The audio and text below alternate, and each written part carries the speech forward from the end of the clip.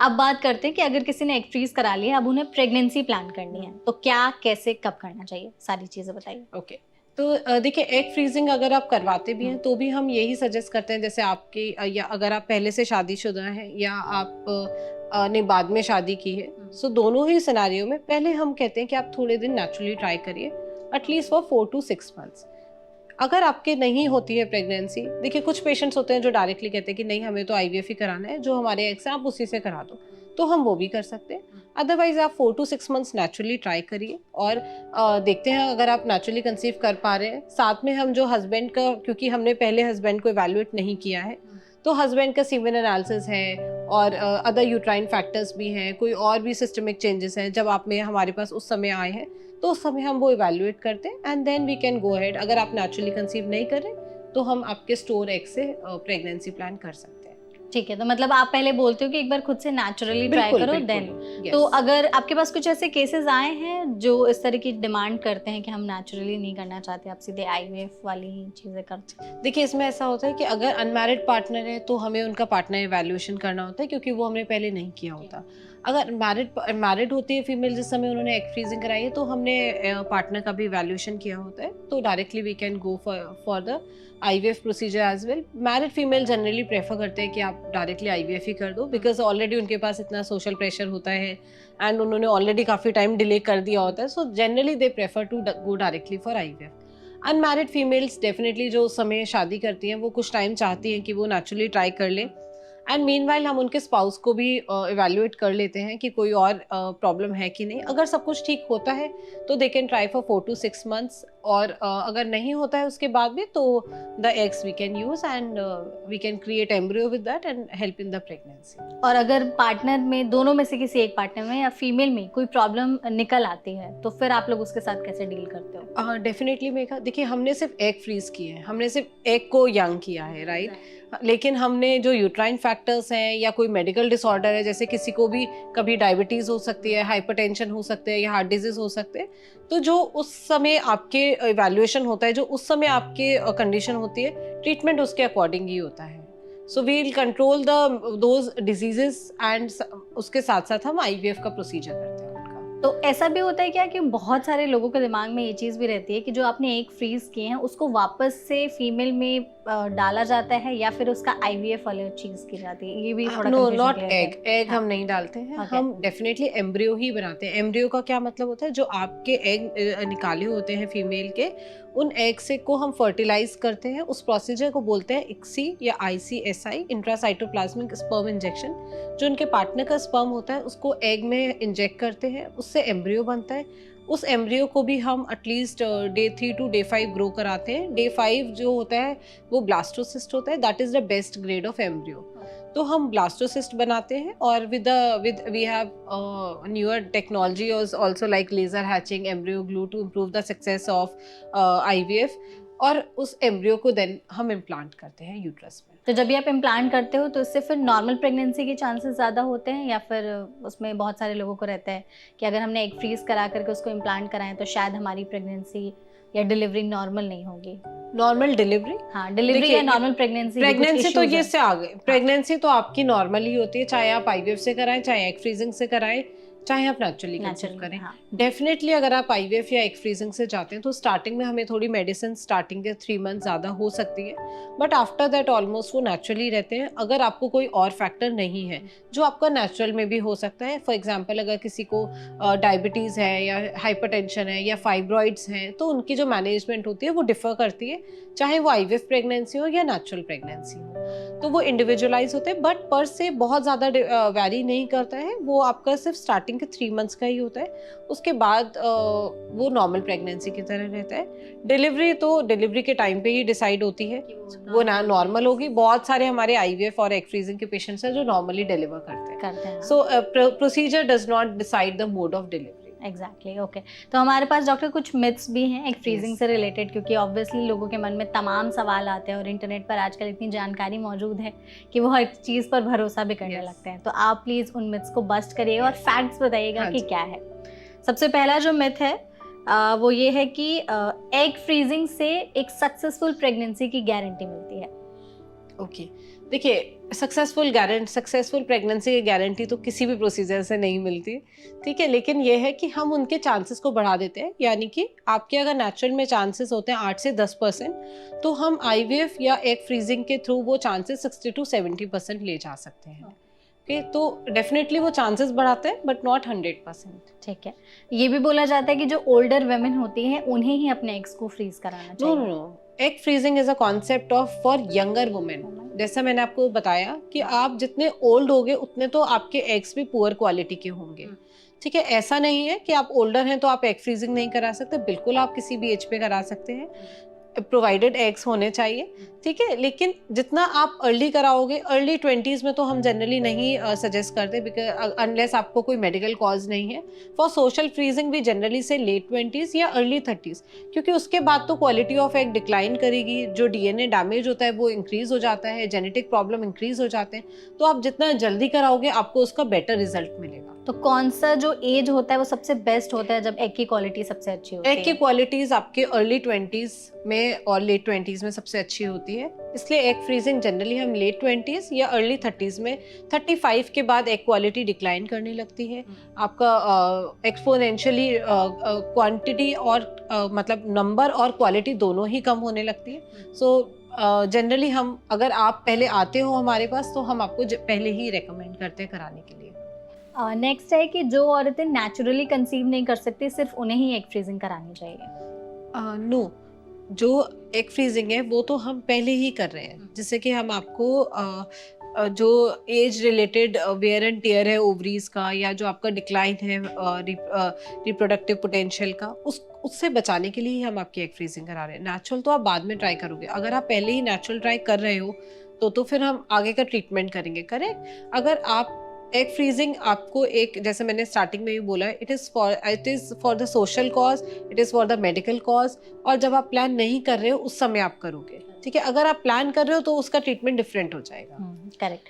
ये भी बोला जाता है कि जो फ्रोजन एग्स होते हैं उनकी क्वालिटी भी धीरे धीरे डिक्लाइन होने लगती है, ठीक है। अगर आप उनको सही कंडीशंस पे स्टोर कर रहे हैं, -196 डिग्री सेल्सियस पे, और टाइमली लिक्विड नाइट्रोजन रिफिल कर रहे हैं, अपनी लैब को चेक कर रहे हैं, सारे उसमें टेम्परेचर ह्यूमिडिटी कंडीशंस मेंटेन्ड है, तो उसकी क्वालिटी डिक्लाइन नहीं होती, क्योंकि हमने मेटाबॉलिज्म को स्टॉप कर दिया है, ठीक है। Metabolism is arrested at that temperature. जब आप उसको थॉ करेंगे या वार्म करेंगे एग्स को, तभी वो अपना मेटाबॉलिज्म रिगेन करेगा, तो वो आपको ऑलमोस्ट सेम क्वालिटी का ही मिलता है, 99.99% क्वालिटी सेम रहती है। ओके। ये भी बोला जाता है कि एग फ्रीजिंग बहुत ही पेनफुल प्रोसीजर है और सभी को ये नहीं कराना चाहिए। Not at all. देखिए, जैसे मैंने आपको बताया, सेकंड थर्ड डे से जो हम इंजेक्शन स्टार्ट करते हैं वो आपके पेनलेस सबक्यूट इंजेक्शंस होते हैं, जो पेन बेस्ड होते हैं, आप सेल्फ भी लगा सकते हो। अब सेल्फ इंजेक्शन तो हम वही लगा सकते हैं जो पेनफुल नहीं होंगे, राइट। तो वो इंसुलिन जैसे पेन्स होते हैं वैसे ही इंजेक्शंस आते हैं आजकल, तो हम उन्हीं इंजेक्शंस को यूज़ करते हैं। और जो आपका प्रोसीजर भी होता है ओवम रिट्रीवल या पिकअप का, वो भी हम अंडर एनेस्थीसिया करते हैं। It is a short GA for 10 to 20 minutes, so there is no pain at all in the whole process. हाँ, थोड़ा बहुत आपको एब्डोमिनल डिस्कम्फर्ट या स्लाइट पेन हो सकता है, बट नॉट लाइक कि आपको बहुत पेनफुल होता है। और एग फ्रीजिंग के बाद शरीर में बहुत सारे हार्मोनल चेंजेस आते हैं, फेस पे एक्ने भी आने लगता है, ऐसा लोग बोलते नो हैं। नो नो, नॉट एट ऐसा ऑल, कुछ क्योंकि जो आपके इंजेक्शंस होते हैं, पहले तो ये वो बॉडी के नॉर्मल हार्मोन्स है जो आपकी बॉडी में सर्कुलेट कर रहे हैं, राइट। और ये हाईली रिकॉम्बिनेंट टेक्नोलॉजी से बने होते हैं, और तो इसलिए ये जनरली ऐसा कुछ करते नहीं है। इंजेक्शंस भी हमारे वाटर सॉल्युबल ही होते हैं, तो जिस दिन आपने लगाया they will flush out in the urine as well, ठीक है। यस, एक्ने और जो भी आप प्रॉब्लम, जो हार्मोनल डिस्टर्बेंस होते हैं, वो आपकी बॉडी के होते हैं। सपोजिटली आप पहले से अगर PCOD है, तो अगर आप एग फ्रीजिंग कराएं या नहीं कराएं, वो तो जो एक्ने के लिए आप प्रोन है वो रहेंगे ही, राइट। और कई बार क्या होता है कि कुछ पेशेंट्स बहुत ज़्यादा ही बेड रेस्ट कर लेते हैं, जिसकी वजह से उनका वेट गेन हो जाता है ना। तो ये प्रॉब्लम्स आपके हार्मोनल इम्बैलेंस के होते हैं, जो आपके पुअर लाइफस्टाइल है। मोस्टली इन इंजेक्शंस की वजह से ऐसे कोई साइड इफेक्ट्स नहीं होते हैं। और मेरा नेक्स्ट क्वेश्चन भी इसी पर था कि जो PCOD और PCOS वाली लड़कियां होती हैं जिन्हें ये है, वो एग फ्रीज नहीं करा सकते। नहीं नहीं, वो तो करा सकती हैं, बिल्कुल करा सकती हैं। उनके लिए तो बेटर रहता है, क्योंकि उनके हमें अगर अच्छे एग्स मिल जाते हैं, उनमें नंबर ऑफ एग्स ज़्यादा होते हैं, क्योंकि उनमें इमेच्योर एग ज़्यादा होते हैं। That is the PCOD. तो अगर वो एग फ्रीजिंग कराते हैं तो we get more number of eggs, उनको हम फ्रीज करके बेटर एम्ब्रियोज क्रिएट कर सकते हैं और उनके प्रेगनेंसी के चांसेस इंक्रीज हो जाते हैं। तो ये उनके लिए एक सही प्रोसीजर हो सकता है जो भी बिल्कुल patients बिल्कुल, जो हैं। अभी प्लान नहीं कर रहे, ऐसा नहीं है सारे ही पीसीओडी को एग फ्रीजिंग या आईवीएफ की रिक्वायरमेंट होती है, बट जो अभी प्लान नहीं करे वो अपना करा सकते हैं। ओके, एक और मिथ है कि अगर आपने एग फ्रीज करा लिए तो आगे चलकर आपको फर्टिलिटी इश्यूज नहीं होंगे। नहीं, ऐसा भी नहीं हो सकता, क्योंकि एग फ्रीजिंग आप सिर्फ एक साइकिल के एग का हम यूटिलाइजेशन कर रहे हैं जो आपके डाई ऑफ होने वाले थे। बाकी जो आपके आगे और बाद की पहले और बाद की साइकिल्स है वो सेम रहेंगी। तो जो भी आपको फर्टिलिटी इश्यूज अगर आने होंगे तो वो सेम ही आएंगे, because we are not disturbing the other cycles, ना ही पहले वाली साइकिल ना ही बाद वाली साइकिल को। हमने सिर्फ उस साइकिल को ही यूज़ किया है जिस साइकिल में आपने एग फ्रीजिंग के लिए बोला था। उसके बाद की साइकिल्स आपकी नॉर्मल ही रहेंगी। तो अगर आपको कोई और जैसे मेडिकल डिसऑर्डर होता है या कोई यूट्रस के या कोई ओवरीज के इश्यूज आते हैं तो वो जैसे नॉर्मल आ सकते हैं, आपके वैसे ही आए। तो वो आपके विद टाइम अगर आते हैं तो वो उससे विद टाइम related आते हैं नहीं तो है। उस एग फ्रीजिंग से रिलेटेड नहीं नहीं है। है। डेफिनेटली जब हम एम्ब्रियो ट्रांसफर करेंगे तो हम उसको इवैल्यूएट करेंगे। जब भी आप प्रेगनेंसी चाहेंगे, आप जब वापस आओगे तो हम उन फैक्टर्स को इवैल्यूएट करेंगे, उसको ट्रीट करेंगे, but it is not related to egg freezing. ठीक है, ये भी बोला जाता है कि आप सिर्फ एक फिक्स्ड और लिमिटेड नंबर ऑफ एग्स को ही फ्रीज करा सकते हैं। हमारी कोशिश तो यही होती है कि जितने आपके एग्स हैं हम उससे मैक्सिमम नंबर को फ्रीज कराएं। ठीक है, वो डिपेंड करता है। देखिए, जैसे मैंने बताया कि सेकेंड थर्ड डे पे जब हम आपका अल्ट्रासाउंड करते हैं तो उस अल्ट्रासाउंड में आपके ओवरीज में कितने फॉलिकल्स हैं, यानी कि एंट्रल फॉलिकुलर काउंट कितना है, उतने ही फॉलिकल्स को हम ग्रो करा के एग बना सकते हैं। ठीक है, तो जितने भी होते हैं उतने ही हम मैक्सिमम फ्रीज कराते हैं। ठीक है, लास्ट ये भी है कि एग फ्रीजिंग के बाद नॉर्मल प्रेगनेंसी के चांसेस काफी ज्यादा बढ़ जाते हैं।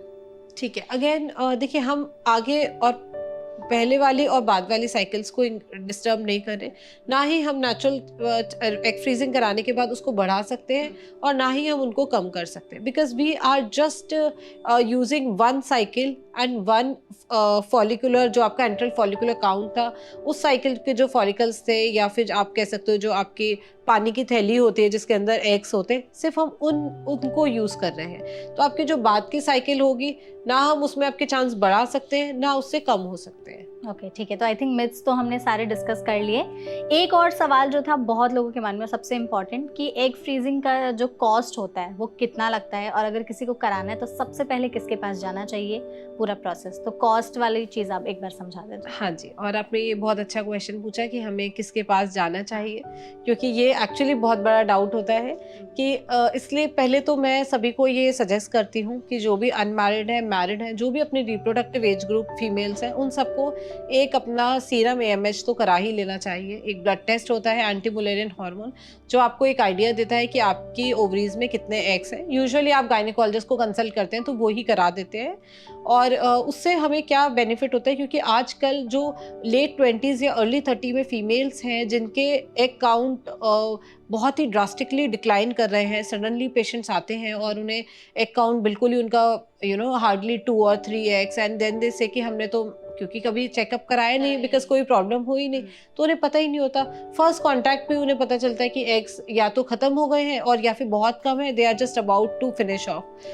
20s 30s में? Yes, we have a large chunk of patient these days, and it is mostly due to the poor lifestyle, and definitely other medical disorders are also there, but poor lifestyle की वजह से काफ़ी जल्दी egg decline हो रहे हैं। तो इसके लिए ये हम ज़रूर सजेस्ट करते हैं कि एटलीस्ट आप एक गायनेकोलॉजिकल विजिट रखिए, even if you are not married और नॉट प्लानिंग प्रेगनेंसी, या आप नहीं भी कुछ प्लान करें तो भी आपको अपना एक एग रिजर्व पता होना चाहिए, जिससे कि आपको डॉक्टर सजेस्ट कर दे। और आप जब भी एग फ्रीजिंग के लिए जाना चाहें, आप एक फर्टिलिटी स्पेशलिस्ट से कंसल्ट करिए, और वो आपको अकॉर्डिंगली बता देते हैं कि आपको कोई भी जो जैसे मैंने बताया था कि एक बेसिक इवैल्यूएशन करके कि आपको कब एग फ्रीजिंग करानी चाहिए, आप कितना टाइम में करा सकते हो, because egg freezing hardly takes around 2 weeks, around 8 to 10 days के injection, and then pickup, and then you can resume all your activities. No, it's all a day care procedure, no admission required, nothing, no painful injection, so nothing is required. ठीक है, second बात करते हैं हम cost की। तो cost में देखिए हर हॉस्पिटल की अलग अलग कॉस्ट होती है, so it varies from 1 lakh to 3 lakhs depending on the आपके अकाउंट कितने हैं, कितनी डोज ऑफ इंजेक्शन लगी है, कितना हमें अगर आगे कोई साइकिल रिक्वायर्ड है या नहीं है, कितनी एज है, तो उन सब फैक्टर्स पे वैरी करती है जो आपकी कॉस्ट है। और इसके अलावा आप जो बहुत सारी इंश्योरेंस कंपनीज भी हैं आजकल मेगा जो इसको इंक्लूड भी करती है, तो वो भी आप अपने जो भी आपके इंश्योरेंस एजेंट हैं आप उनसे भी डिस्कस करके and you can have that privilege. Okay, तो ये जो कॉस्ट वाली बात है इस पर भी डिपेंड करती है क्या कि हम कितने लंबे टाइम तक के लिए अपने एग्स को फ्रीज करा रहे हैं? Yes, this is a good question. बिल्कुल, जो ये मैंने आपको कॉस्ट बताई है ये तो हम जो आपकी एग फ्रीजिंग कर रहे हैं, एग फ्रीजिंग के बाद क्या होता है अराउंड 20 to 40,000 अगेन वेरी करती है कि आपको एनुअल चार्जेस होते हैं एग फ्रीजिंग के, कि जो आपको एनुअली पे करने होते हैं। आप जितने लंबे टाइम के लिए जितने लंबे टाइम के लिए आप उसको फ्रीज कराते हैं वो आपको एनुअल चार्जेस देने होते हैं, which is around 20 to 40,000 per year. तो अगर जैसे किसी ने स्टार्ट में 3 साल के लिए करा लिया, फिर उसने उसको एक्सटेंड कराया, तो कितने लंबे टाइम तक के लिए हम एक्सटेंड करा सकते हैं? जो ART लॉ है उसमें आप 10 साल तक तो करा सकते हो, और उसमें जो इन्होंने जो एज हमें बताई है वो 50 इयर्स है, कि 50 इयर्स तक कोई फीमेल जो है वो प्रेग्नेंट हो सकती है।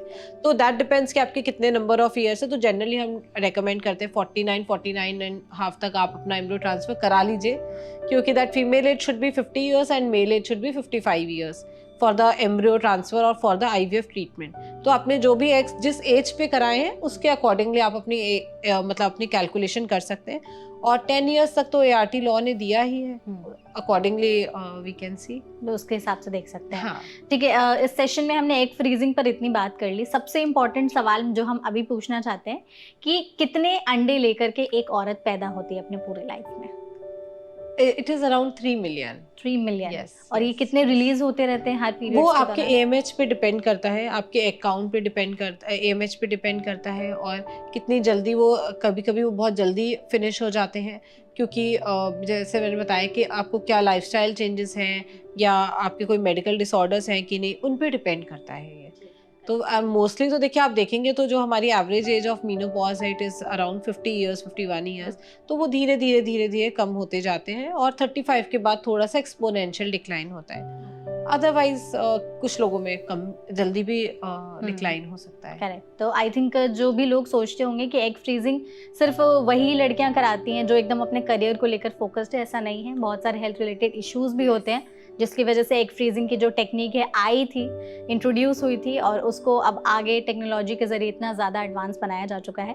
लास्टली डॉक्टर, हम आपसे चाहेंगे कि आप एक मैसेज हमारी ऑडियंस को दे दीजिए एग फ्रीजिंग से रिलेटेड, और जितने उनके मन में तमाम सवाल होंगे या जो घबराती होंगी डॉक्टर के पास जाने से पहले, कि वो खुद को कैसे प्रिपेयर करें अगर वो सोच रही हैं एग फ्रीजिंग के बारे में। तो यस, देखिए एग फ्रीजिंग से घबराना नहीं है, एग फ्रीजिंग आपके लिए ही है।